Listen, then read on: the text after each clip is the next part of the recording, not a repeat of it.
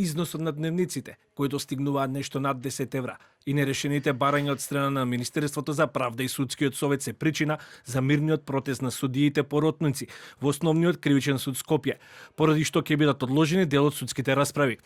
Од кривичен со поддршка за колегите поротници.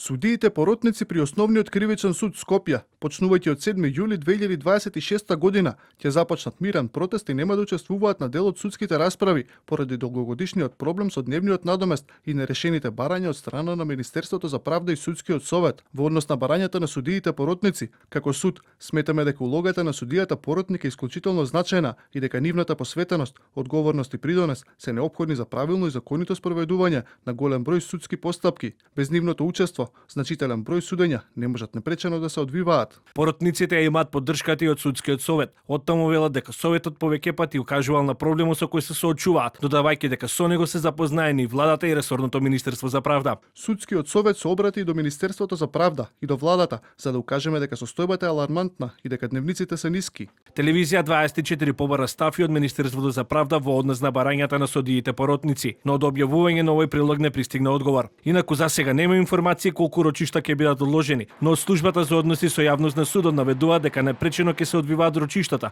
што ги води судија поединец без учество на поротниците.